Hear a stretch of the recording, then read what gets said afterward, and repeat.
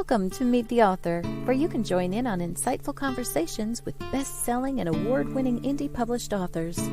Your hosts today are Rob and Joan, who themselves are indie published authors, book publicists, and paranormal investigators with Tampa Bay Spirits, based in Tampa Bay, Florida.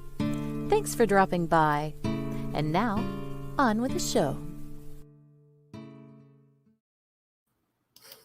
Hi, I'm Rob. And I'm Joan. We're glad that you're here, whether you're watching us live. I just want to remind you this is a pre-recorded visit with author Wendy Scott. Or if you're listening to us on a podcast, we're really happy to have you here. And always try and tune in on Wednesday nights at 7. We love to hear your comments. We'd love to hear from you. We'd love to introduce you to all of our other audience, and try and tune in on Wednesday nights at 7 and comment as much as you want. Like, share, and follow. So in your spare time, and if you're still looking for that Christmas gift to give to the reader in your life or yourself, here's one of our most popular products. Hashtag support indie authors. Need to get that for everybody. Get that for the indie Everybody author you in your know. life. Anyway, that's indiebooksource.com. That's where you need to go to see that in our store. Okay, so without much ado, I think we should bring in our three authors. We have Wendy Scott, we have W.J. Scott, and Wendy Jane, all at the same show. Isn't that amazing? So here she is. Hi, hello, Wendy. Hi. So Wendy comes to us from New Zealand. I believe this is the first time we've had a Kiwi on our show. Oh, I'm honored to be the first Kiwi. Yeah, we're really glad that you're here. There was a question I meant to ask you during the pre-show and I forgot. When you started building your home there where you are now, you had a 6-month-old baby, right? Mm-hmm. How old is that baby now? 17. 17 Whoa. years old. Wow. That's great. Is she your only child? Yes, he he is. And he towers over me by about a foot and a bit. That's great. Was it difficult writing when you had such a young child? Oh, no. We camped in that house truck for 3.5 years. And we had a solar panel that at night time I could plug my laptop and power it by a battery that I saved the power on. So I'd have candlelight and I'd be tapping away and baby's asleep. And it was just a beautiful and great environment for writing. And I wrote one of my novels in probably about 7 months, completed the whole thing start to finish in that house track, just because I could just go. Wow. No distractions, well, except for my partner, but and we also had a little dog. We had a Stappy at the time, and she used to lie on my feet. So no, it was a great writing time. It really was. That's awesome. Which leads to our next question. When did you start writing and why? And I know that you have a degree in chemistry, so did you have another career also, and you wrote along that, or what? Well, I sort of when I was younger, I used to do, I'd write poems, and I even found some books I made, when I was a child. But I sort of went away from that as I grew older, and I went into laboratory work and chemistry and quality assurance, and so I was writing sort of more dry sort of SOPs and things like that. Mm-hmm. And it wasn't till a bit later in life we moved to Australia actually, and lived there for 5 years, and I was working in the wine industry at the time, which was great perks, I must say. but so I was sort of looking for something to do in the weekends, and I saw this ad, and it was for 6 weeks on all Saturdays, how to write a novel. And I'd always been a big reader, and I thought that's something I'm interested in, as in I think of learning the mechanics of a novel. I wasn't planning on writing one. I just thought I'm going to go along and just meet other people and learn about the novel. Well, 20 minutes in, the tutor, she was inspiring. She was incredible. She told it exactly how it was. And I was just like, oh, I'm going to give this a go. I think I might try and write a fantasy novel. And I was just all in. I found my thing. And then it just consumed me, and then I was just and that's what I did. And I actually spent 3 years writing that first novel, and I've never published it. It's my learning curve, and one day I think I will go back and tweak it, because I've learned so much from when I started to where I am now, and I think the story premise is probably a good story premise, but I could probably cull about 40,000 words out of it. No, that's great. Yeah. That's great, though.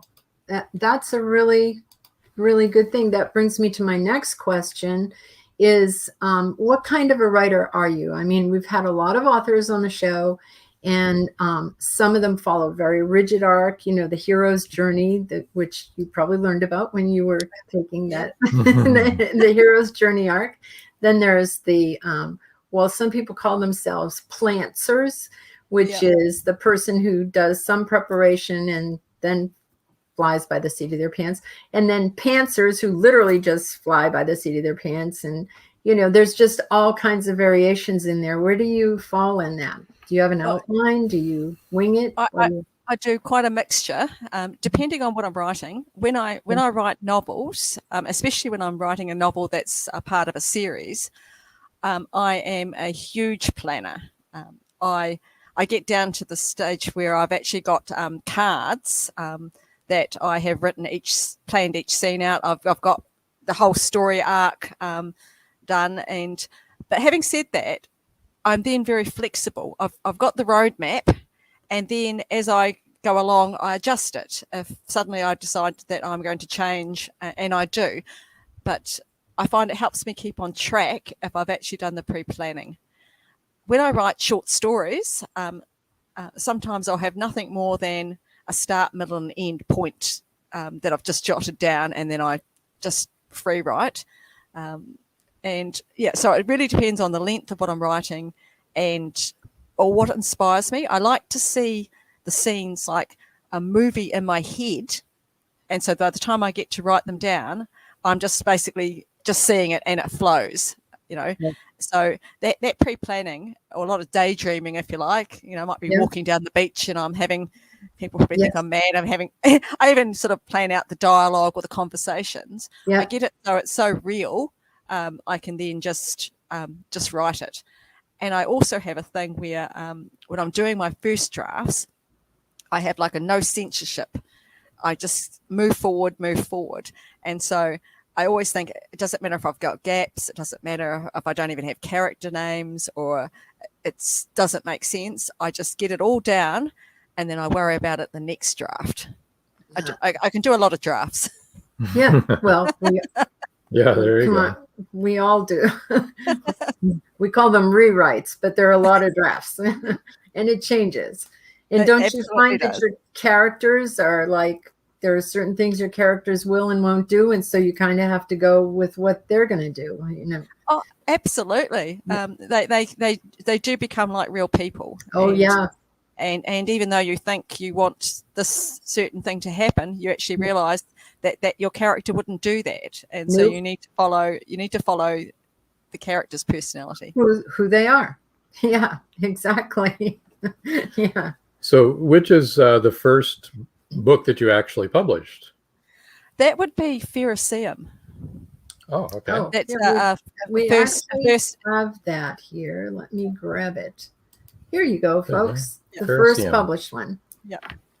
You want to give a little synopsis about that? Oh, absolutely. I've always been fascinated with ancient Egypt, and so I always wanted to write. I read books, I collect things, everything I can. So I wanted to base a fantasy world in Egypt, but it's a bit of a mismatch as well. The title Feroceum is like the Colosseum, but because the Fera means iron, and so it's gladiators, but the female, so it's feminators. The story follows Carly, who, when she reaches a certain age, basically when they reach puberty, girls who start to show magic are taken away by the priesthood and they're put into the Pharisee to fight for entertainment. They want to cull out the bloodlines where magic comes. So what her worry is, obviously, is she's trying to survive, but also she has a younger sister who she knows is already showing signs of magic. So she is worried that she needs to get out of there and she needs to go and protect her sister. And so it's Carly's sort of journey is like pretty much is how can an untrained lone girl, fight against a whole powerful priesthood. That's fascinating. That sounds really good. What age group is that written for? It is. I say mature readers, because it is quite violent and there are mature themes in there. Okay. And that's why I use the my pen name Wendy Scott. But anything that's got the Wendy Scott, it's for mature readers. Whereas anything with W.J. Scott is family friendly or for younger readers. Okay. And Wendy Jane is your romance. Wendy Jane is can be anything. I like to experiment with paranormal, vampires. It can be anything on the Wendy Jane. It's just usually shorter works where I just have fun. Okay. So Pharisee is Wendy Scott. So buyer, be aware, not beware, but be aware that this is for a mature audience. Yes. And then I wanted to bring up this writing prompt series. And if you notice, viewers, right here in the middle, we have a Christmas writing prompts, and Christmas is only a few weeks away when this is aired. So do you want to explain a little bit about this series, what it's about? It sounds like a great series, actually. The great fun. I also do quite a bit of creative writing tutoring for both adults and children. And I sort of thought a long time, I've always wanted to do it. And I thought I'd like to make a writing prompt book for kids. So I sort of have themed them. And so what it starts with is a picture. And then there's a bit of writing with the writing prompt, and then there's space so it's to get kids to get to use their own imagination and write their own little stories. That's awesome. I like that a lot. And while we're talking about Christmas, let's bring up this one called Slade. It's very pretty. Slade is a lovely little Christmas story. Tinsel is an elf, and he is allowed into Santa's workshop, just before Christmas. So he's new, and he gets sent out to help with the reindeer. But unfortunately, he forgets to wash the magic dust off his hands before he goes out. So he ends up having quite a misadventure. And you'll have to read the book to find out what that misadventure is. Okay, going back to the writing prompts. That's mainly to encourage young authors. But I also have a lot of adults and writing groups that use them too. Okay, so aspiring authors. Okay, pretty much aspiring. So I did aim it for younger readers, but I do have a lot of adult readers that say, "Oh, we love using this too." Oh, that's awesome. So that's if great. You're listening to this or watching this, go ahead and go to Wendy's check them out. Amazon page and check these out and buy some. Yeah. Slade is actually was a prompt from one of the books. Oh, okay. So I thought I would write a story based on one of the prompts. So that's what I came up with. Yeah. Oh, interesting. Awesome. Very good. That's very good. And that's good practice too, to have prompts like that and then see where does your imagination take you. Yep. It's really, really good. Well, let me see. When you've got to visit Wendy's pages, actually, let me show you some of those, how to get there. To visit Wendy on Facebook, go to author Wendy Scott, AuthorWendyScott. But if you want to know about all of her books, I think best to either go to Indie Book Source and look her up on our pages there, or little plug for us here, or go to her website. Now, right now, as we're recording this, she's up as wendyjscott.com, which is WENDYJSCOTT.com. But she is building a new website now, which is much more reader friendly and author friendly. And it's called authorwendyscott.mysites.io. So try her. First, I would suggest you try authorwendyscott.mysites.io. And if that's not quite up and running, then you can try wendyjscott.com.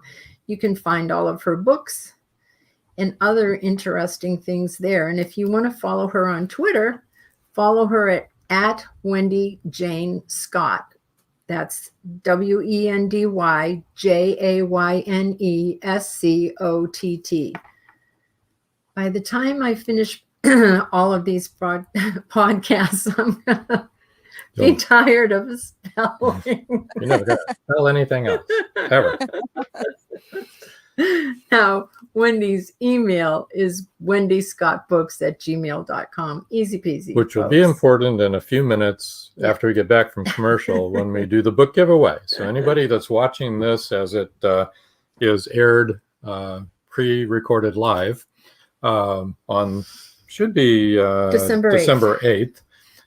You can enter the book giveaway. Don't be shy. Enter the book giveaway, and we'll explain more. We'll about explain right after the commercial break here in a few minutes. Right. Okay, I'm glad we got all of those in. We can go back to your books now. I'll be back there any second. Let me see. Tell us about this book, Tales by W.J. Scott. Lots of awards. Children's book. Has lots of awards. Yes. Yeah. I've sort of probably won over, or probably 10, 12 international book awards across some of the books. So yeah, and Tales has been very well received. It's the first in a series. I am planning to have the second book called Hearts, and then there's going to be a third book which is sort of a spin-off called Pause. So it is. It has won awards in the like the pre-teen age group, the 9 to 12, but it is an all ages book. I've got people in their 80s that love it as well. It is a good, heartwarming story. There's a lot of themes and layers that run through the story. Kaiwa, my silvertail, they have magic that is kept in their tails, but his tail gets lopped off by a hunter, and so he is stuck being a youngling. He can't grow up, and he's also a bit of an outcast because he can't really sort of be part of the tribe because he doesn't sort of sense things the same way as anyone else. So he's in a bit of a tough spot. And then the hunters return, and they're actually looking at his tail has ended up going to a wizard, who then realizes that they can harvest the magic out of the tails, and their power is waning, and so they want this powerful magic, so they send the hunters out to go and harvest the silver tails. So they're sort of trapped in the mountains they live in, and there's no way of escaping. So because he doesn't have a tail, he volunteers to go on a quest to go and find the wise one, who can give them the deep magic to try and help them escape.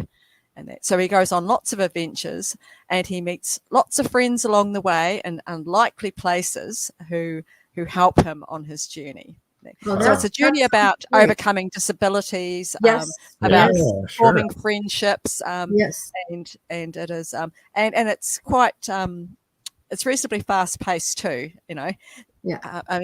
He sort of gets put through a lot, and he ends up in dilemmas where he has to make some very, very hard choices and not really knowing if he's making the right choices.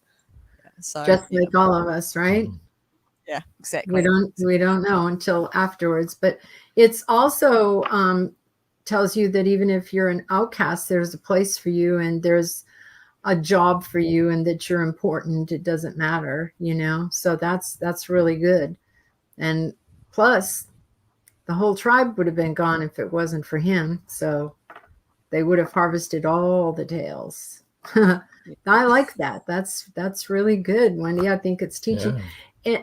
And what I like is what you said about it's for all ages. And I believe that that's true. Young adult books and, and children's books, you can enjoy them no matter what age you are.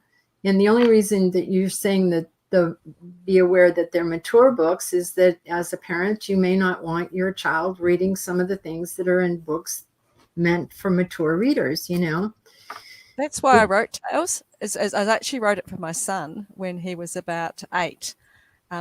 Because I was writing sort of the fantasy books, I wanted a book that I could read to him. And he actually spawned the idea. We were sitting at breakfast one morning, and we used to have these sort of fun conversations. And he turned to me and he asked, and he goes, "Mum," he goes, "if you had a tail, what would it look like?" And so and my mind just went crazy, and we had a lot of laughs imagining all these different tales on us. So that was the germ of the idea, and so I wrote it. And when I originally got like the rough proofs, originally it was going through a different. Was sort of a hybrid publisher, was looking at picking this book up. And so I had this proof. They ended up folding, unfortunately, before it went through. But so he had like the only copy of this book. And we used to, and every night we used to sit in his bed and I'd read him this book. So it was his book. It was really great. And so even if, I obviously ended up publishing it in the end, yes. But even if I hadn't, nothing takes away those precious memories of getting to the end of the chapter. And I'm a bit of a one for leaving a hook at the end of chapters, and he'd be, "You can't stop now, you can't." I would read another chapter, but I knew the next chapter was just as bad, that it was going to end in something bad. So you have to go to sleep. We have to. But that was for me. That doesn't get any better than that. To read to your son and have him, So yeah, so that like I said, that book is dedicated to my son. But that's just cool. The question that he asked you, Wendy, shows that he has quite a bit of imagination himself. Right. He does. He may be a budding author. Who knows? No, unfortunately, he has gone. He's not the budding author. He is very sports orientated. Yeah. Very very dedicated sportsman. Well, that's understandable. Got time for one more. This is a short story. So. Visitors, yeah. Visitors is once again, it's a bit of a theme one. There's 2 young boys. Their mother is sick, and so she sends them off to her sister, who isn't really that used to handling children or anything, and so they end up going to this rather strange town where people don't seem to have really aged, and they seem to be like stuck back in the 1950s, and there's no technology, doesn't seem to work there. And so they go and stay with her, and then they actually discover the secret of what's happening on Tucker's Mountain. And I won't say any more. Okay. That sounds really good, though. Very interesting. Beautiful dog on the cover. Also, is that one of your dogs or just a dog? No, that's an Australian Shepherd, and that dog is sort of a big feature in the story. I love Australian Shepherds. Our neighbor has one, and his friend has another. So we often see some very large Australian Shepherds around here, but they're so beautiful. My goodness, aren't they? Though? Yeah, they really are. They're the sweetest dogs too. I have 2 dogs at the moment. They're both 11. One Boss, he's the size of a small pony. He's a full Mastiff cross something else, and he has the heart of a teddy bear. He's just the most gentle, beautiful dog. And we also inherited a little Bichon Frise, and he is the size of a teddy bear with the heart of a lion. So we have some very interesting dynamics with our dogs, I must say. One of our daughters has a Great Dane, and it's a European-American breed mix, so she's very large. And an 18-year-old Boston Terrier, who's very small, but is the boss of the whole house, including the Great Dane, who's afraid of her. Because she's the grande dame. I mean, I'm a huge dog animal and including dog lover, and so quite often the lovely attributes of dogs do feature in a lot of my books. In Tales, there's actually a dog called Buster Boy, who I think most readers end up absolutely loving Buster Boy, and it reminds them usually of a dog they've had.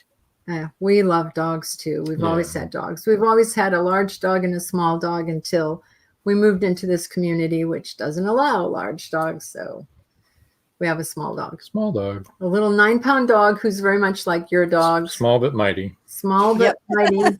Fearless. One of our neighbors just bought a little dog 2 months ago, so puppy. So it's only 4 months old, but I don't think he's going to get much bigger. He's only 4 pounds, which is less than 2 kilos, right? And they named him Goliath. It's really small, but he has the heart of a Goliath. So that's for sure. Well, it's time to break for our commercial. Got a couple of commercials to do. Everyone sit tight. When we come back, we will do our book giveaway. Yep. So you don't want to miss that. Nope. And so hang on and enjoy. Yes. Hey, look at us. We've got a new store. Yeah, we do. It's pretty exciting. What can you find there? We have a number of designs available on t-shirts, hoodies, coffee mugs, laptop and phone cases, pillows, and new designs are coming in all the time. Sounds like a great place to shop for authors and readers. Yeah, and it's easy to find. It's simple. Just visit indiebooksource.com, click on the store tab, and you're there. Many secrets are hidden within the darkness of the jungle. Behold, this one about a man, a woman, a black jaguar, and an ancient Maya legend. Two Faces of the Jaguar is a novel by George Dismukes that will take you deep into the jungle and capture your imagination until the last word. Two Faces of the Jaguar is book one of a trilogy. Two Faces of the Jaguar, where only the adventurous dare to read. Two Faces of the Jaguar, The Lost City, and The Jaguar's Quest are available on Amazon.com, Barnes & Noble, and many other bookseller websites. Two Faces of the Jaguar, the book people are talking about. Get your copy today.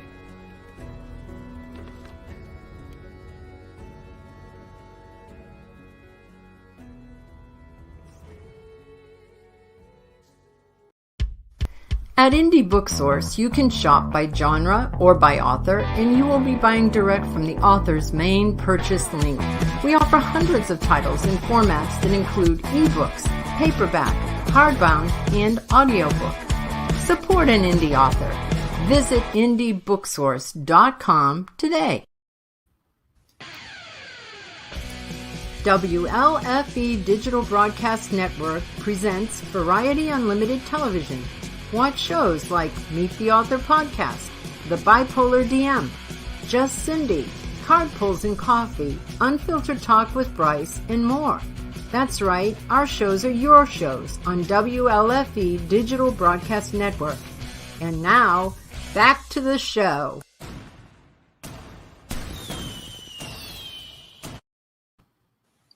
Hi. Hello. Hello. Okay, we promised a book giveaway. Here it is. The first 3 people to email wendyscottbooks@gmail.com will win an ebook copy of their choice. So I want to encourage you also, if you didn't catch this show while it aired live on the 8th, go ahead and write to Wendy. Go ahead and email her, and tell her you're interested, I'm sure she'd love to hear from you. Oh, absolutely. I also want to say, if you read a book, please leave a review. Absolutely. If you love a book, please tell people what you really liked about that book, because then people who are like-minded and like those same things will know, okay, this is a book that I would like to read. So please do that. We all need reviews. Okay. There we go. All right. Now, back to talking about your books. Yes, because there's a lot to go Several through more here. Let's see. All right. I love the cover on this one. Let's do this. Plus, I like the title and the idea, the theme. Text, a perfect cat. Catastrophe. I can read. It's a paranormal romance short story, people. It's just a little bit of fun. Once again, this story was written from, I belong to a romance writers group, and went along and we had a story prompt, and so I wrote a few pages of the prompt and read it out, and then it sort of kept niggling at me, thinking, oh, I could do more with this. I could do more, and I hadn't at that stage really written. I have romantic elements in some of my books, but I'd never written anything that was actually romance or strictly paranormal. And so I thought, oh, I'll mix the two up and I'll write this short story and just really have fun with it. And so, and pretty much the premise of the story is she's hexed by someone she doesn't know. And so she has sort of issues when she's interested in someone else, something happens to her. So she's pretty much been stuck being celibate for about a year, and it's getting a bit old. so it goes on her adventures as how she tries to get rid of the hex.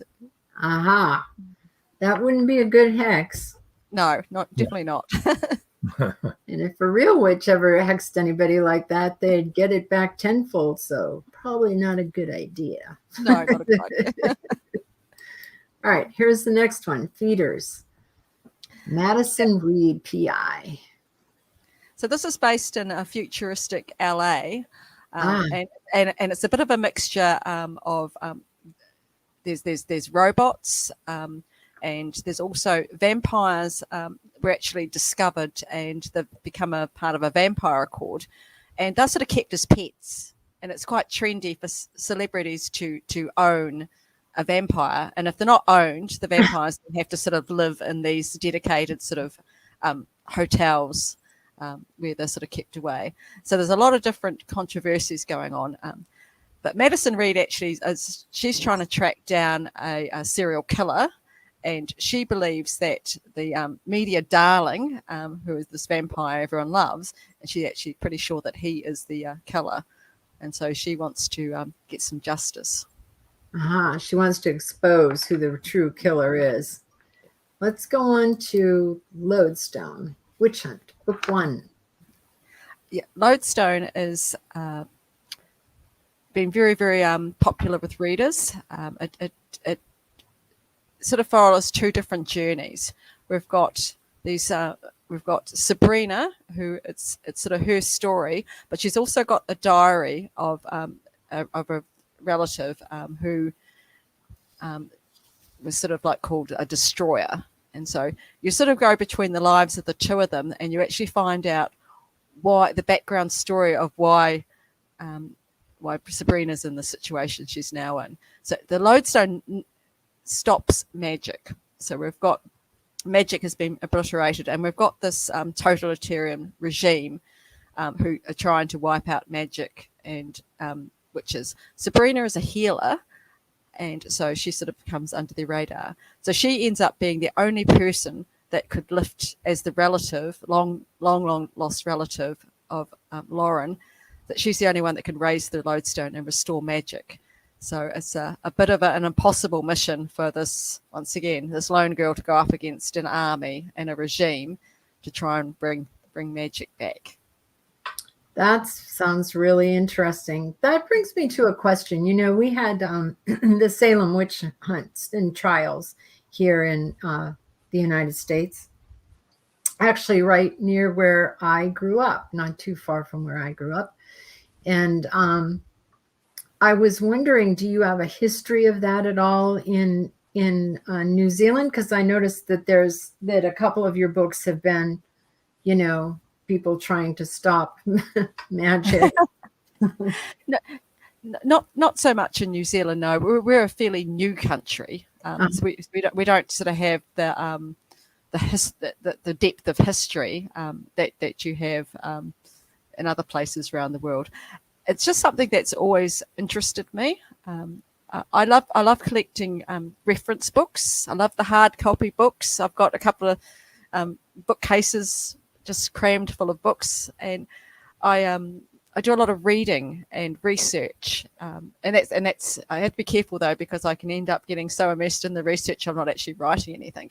Yeah. So anything and each different series I write is usually based on something that I'm interested in, whether it's in this case it was witchcraft and healing, and obviously I'm fascinated with ancient Egypt.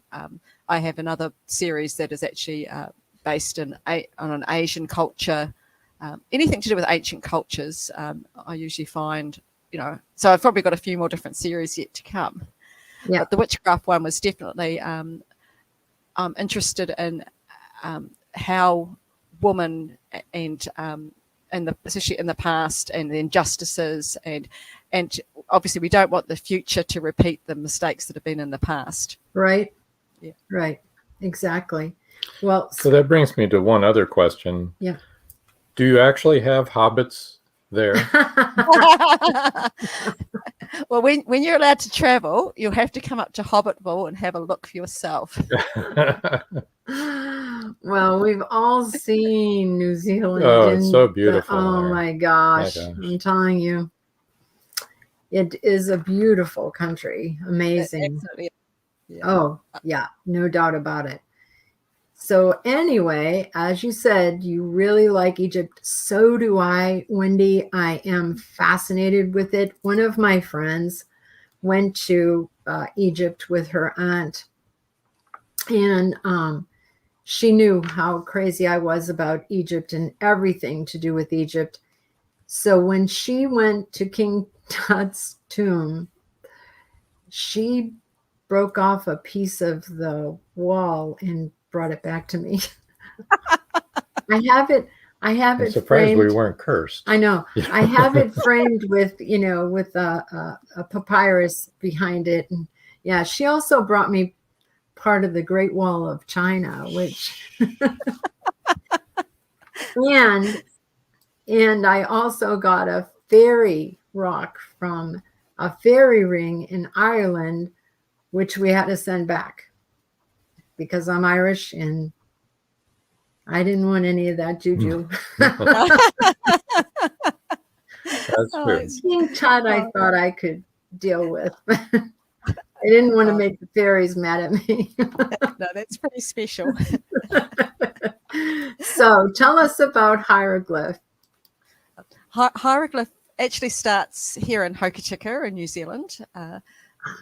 So I like to sometimes sort of put a bit of my hometown into my stories. Sure. So my character TC, she's 13, and she wears gloves all the time, and she's sort of treated as a bit of an oddity. But the reason she wears the gloves is because when she touches things, old things, she actually has visions about them. But she hasn't told anyone she has this sort of superpower, if you like. So she's sort of got under the radar. So she gets the opportunity to go over to Australia, where her uncle, who's an archaeologist, at Gosford, there are actually hieroglyphs in the rocks there. And so he wants to prove that ancient Egyptians visited Australia. And so she goes over there to try and help him on the week's holiday she has. She gets visions, and then she understands that it's true. So she wants to help him. But we've got a lot of media and other people who want it to be debunked and that it's a hoax. And so you actually have a parallel story, because through her visions, you actually see what happened to this Egyptian prince and what, their journey, and there's a bit of tragedy that happened to them. And I've actually based the story on what the hieroglyphs in those rocks actually that are there, what they mean. And there's been a lot of controversy about them. And so all those controversies and things I have included in the book, and that because I mean I like to believe that they did, and so that's what I put the story on. Yeah, this would be this is actually a first book in a series though, because I actually plan to have 5 books in this series. awesome. Next we're going off. Tessie's adventure is going to be in Fiordland in New Zealand. Awesome. Yeah, and then we're probably going to end up going to back to we're going to actually go to Egypt, and then we're going to probably go to England, and then we're going to go to the Middle East. So she has quite a story arc, because she's actually, her parents were archaeologists, actually disappeared during a dig, and so and though she's an orphan, she's never really sure what exactly happened to them. So we have that. So we have that going on in the background as well. And we're hoping sometimes she figures that out through one of the books, right? We have that to look forward to. You had that to look forward to. Hieroglyph actually won the gold medal in the UK Wishing Shelf Book Awards, and it won a silver medal in the Reader's Favourite International Book Awards.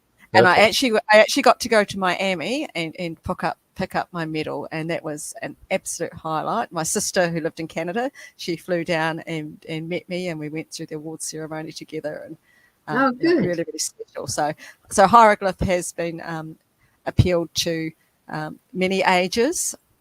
Yeah. I have a lady who is in her 80s who wrote the most brilliant review called it was Cartouches, and her father was very much an Egyptologist, and she sort of said I hit all the bases, and that just made my absolute day. That it reminded her of her childhood, and she'd been to Egypt, she'd been to these places I'd mentioned, and the British Museum and all that sort of stuff, and she just sort of said it all rang true. And so that made my day. Absolutely made my day. That all my research had paid off, and I'd given people a genuine experience. And that's a compliment. Yeah, really, absolutely, big compliment. Yeah. And that's the kind of review you need. It is. I mean, those readers' reviews are really much the lifeblood for an indie author. Absolutely. Absolutely. And appreciate them, and they're like gold. Have you ever read the Amelia Peabody series? No, I haven't. Elizabeth Peters? No? No, you're a reader. If you like Egypt, you've got to read this. I will. She's written, she's no longer with us, but she was one of my all-time favorite authors. I've read every single one of her books. She had me at Egyptology, and then she had me with Amelia Peabody, being back in, the late 1800s, early 1900s, being this female who was going to go out there and be an Egyptologist. It's a great storyline, and it follows through Amelia's whole life. She gets married and has a child who grows up and has a lot of adventures along the way. There's quite a few books. You need to read it. I will. And, I think you'll really, really enjoy it, the series. I'm the same as you. I just love everything about ancient cultures. Especially Egypt, I have to admit, and also indigenous people. I love all the indigenous people stories. And we've traveled around the United States and gone to all kinds of petroglyph carvings, which is really like hieroglyphs carved into stone and rocks all over the place. And it's just fascinating. They're amazing, aren't they? They are. I mean, you're not supposed to touch them. So if there are any rangers watching, I won't say which ones I've touched, but I've touched them. There was one handprint that Rob said to me, put your hand in there. It looks like it's the same size. And I did, and it was the exact same size and shape of my hand. It was really interesting. And someone did that thousands of years ago. And so it's like, wow, that's really awesome. I've never been to Egypt. but I would love to go. I've gone there vicariously through books. We brought up one more. Just Tequila Rose is the only one we haven't brought up. But there are more books than these, people. Yes. This is just a smattering, an idea of what you can get if you will go to her webpage and peruse all of her books, or find her on Amazon.com, or like I said, through Indie Book Source, and see what she has to say. Here we go. Tequila Rose, Virginity Blues. And what is Tequila Rose about? This started off as a book title. I was doing a writing course, because I've done lots and lots of writing courses, and one of them we had homework. We had to go and get an ISBN number from the New Zealand National Library, and so I thought, and I'd sort of had the title had been in my head for a long time, and I thought, I'll just log that title and get this for the homework. And then every year they would message me and say, Wendy, we need you to log 2 books of Tequila Rose Virginity Blues, into the National Library. And I'd write back to them and say, I haven't written it yet, and this went on for several years. And I thought, I need to write it. So they'll stop sending me emails asking about this book. That's motivation. That's so and so Tequila Rose is my character's name. And she's named after her mother named her that because that is what she'd been consuming on the night that tequila was conceived. So and her mother's a bit of a hippie, and that. So Tequila Rose, she's actually a struggling indie author, and she has a bit of a bad relationship with alcohol herself, and so that it starts off with poor Tequila as suffering from one of those mother of all hangovers when someone is banging on her door. This story is also based in Hokitika, so I've given it the local slant, and had a lot of fun putting in sort of Hokitika places in the story. Yeah. And so she opens the door, and there's a guy he's absolutely stunning. He's gorgeous, and she can't remember him at all, but he seems to be overly familiar with herself.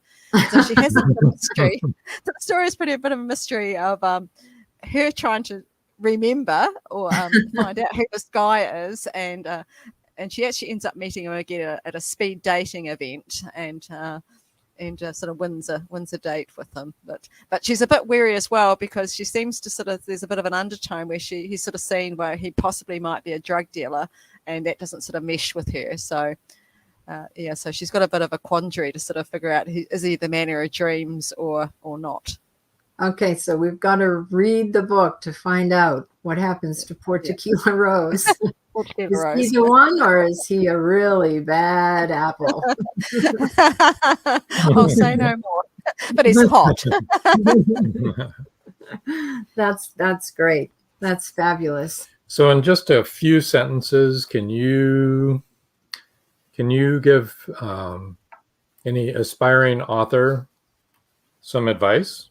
Just short advice. Number one, buy her book prompt series. Well, yeah, that would be number one, of course. Just saying. Okay, then after that. That is, if you're a writer, you need to write, not talk about writing, and you need to be a big reader and read across genres. Don't just read whatever you think you're going to write, because you can get so much more out of having a really wide reading list. But write. Even if you don't feel like writing, just put yourself down. I do like scheduled times, and it's dedicated writing time. The internet's turned off, all distractions. There's no emails, no nothing, and you write. And you just keep getting your word count up. Keep moving forward in that. Because quite often I meet many writers and they've been writing the same book for 12 years. Well, they think they're writing it, but they're actually talking about it. And there's not many words going down on the page, And sometimes if you spend too much time talking about it, you give all the energy to that rather than actually getting the words on the page. Right. That's a very good piece of advice.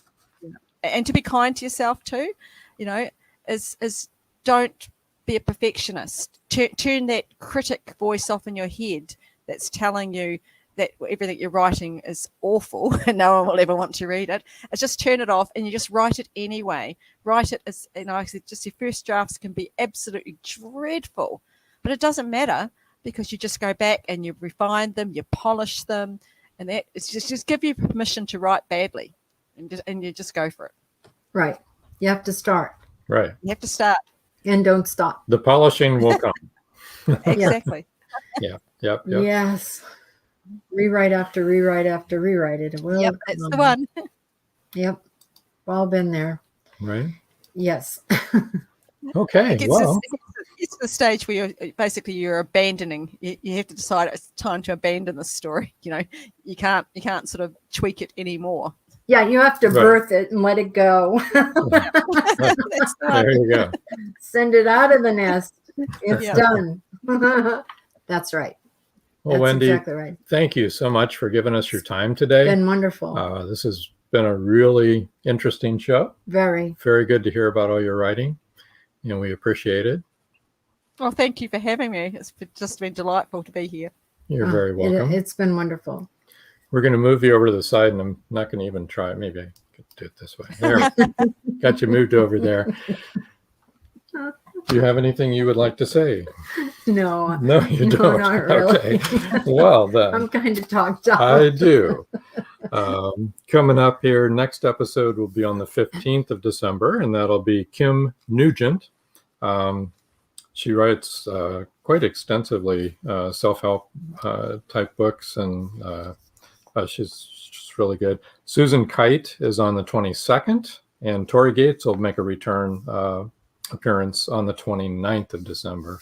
And so we'll round the year out with 3 live shows. And Tori Gates always has a lot to say. He's got a lot to say. It's hard to get him not to say it. No, we don't want to get him to say it. That's right. We want him to say it. Okay. All right. So I guess until next time. That's all, folks. Thank you for joining us here on Meet the Author. Make sure you stay up to date with our show by clicking like, follow, and share. And you can find us on Spotify, iTunes, and more. See you next time on WLFE-DB.com.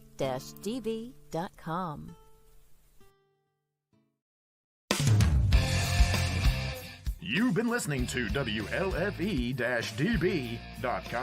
where our shows are your shows.